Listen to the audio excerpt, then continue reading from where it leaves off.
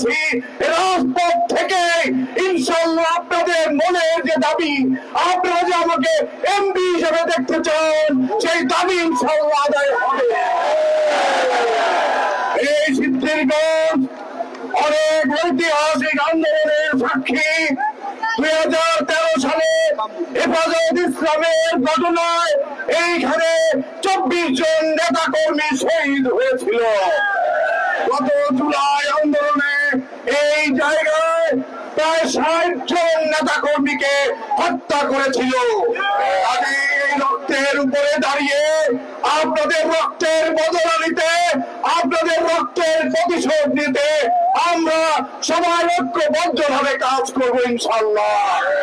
আপনারা দেখেছেন গতকাল শেখ হাসিনার খুনি হাসিনার ফাঁসির রায় কার্যকর হয়েছে, কিন্তু ফাঁসির রায় হয়েছে, কিন্তু এই খুনি হাসিনার অনেক দোষর নারায়ণগঞ্জকে জিম্মি করে রেখেছিল, নারায়ণগঞ্জকে সন্ত্রাসের জনপদে পরিণত করেছিল, নারায়ণগঞ্জে গডফাদার তন্ত্র কায়েম করেছিল। বন্ধুরা আমার, এই সকল গডফাদারের বিচার না হওয়া পর্যন্ত নারায়ণগঞ্জের মানুষ, সিদ্ধিরগঞ্জের মানুষ, সোনারগাঁয়ের মানুষ আমরা ঘরে ফিরে যাব না।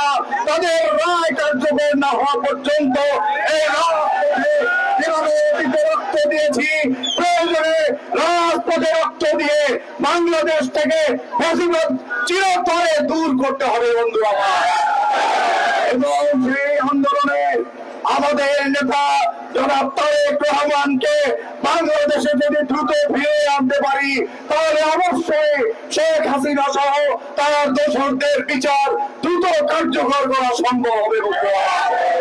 আগামী নির্বাচনে আপনারা ধানের শীষের পক্ষে যদি রায় দেন, তাহলে বাংলাদেশ থেকে ফ্যাসিবাদ দূর হবে।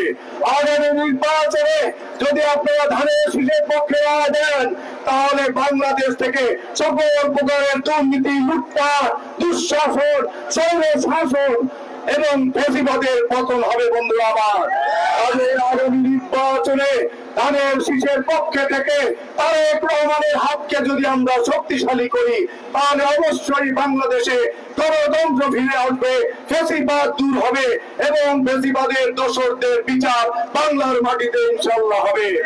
বন্ধুরা আমার, শেষ করার আগে একটি কথা বলবো, আপনারা যেমন আমাকে প্রাণ দিয়ে ভালোবাসেন, আমি আপনাদেরকে প্রাণ দিয়ে ভালোবাসি। বন্ধুরা আমার, আমি জানি আপনারা আপনাদের প্রাণের দাবি এখানে জানাতে এসেছেন। আপনাদের প্রাণের দাবি আমাকে যেন বাংলাদেশ জাতীয়তাবাদী দল থেকে মনোনয়ন দেওয়া হয়। ইনশাআল্লাহ ইনশাআল্লাহ আপনারা যেহেতু রাজপথে আছেন, যখন আপনাদের ডাকি তখনই আপনারা রাজপথে নেমে এসে আমার পাশে দাঁড়ান। এই দাবির পক্ষে যদি আপনারা থাকেন, আমি যদি আপনাদেরকে এখন হুকুম দেই আপনারা সবাই রাজপথে বসে পড়েন, তাহলে কি বসে পড়বেন?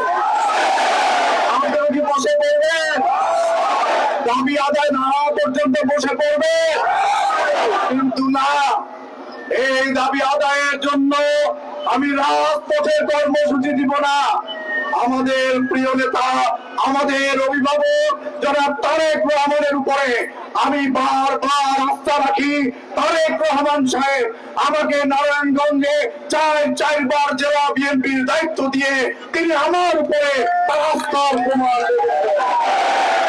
তারেক রহমানের উপরে সেই আস্থার প্রমাণ দেখে আমি বলতে চাই, অবশ্যই এই সমাবেশ তারেক রহমান দেখছে। অবশ্যই এই আগমর মানুষের, সাধারণ মানুষের এই সমাবেশ তারেক রহমান দেখছে। ইনশাআল্লাহ তারেক রহমান অবশ্যই তার সুচিন্তিত রায় ঘোষণা করবেন। আমরা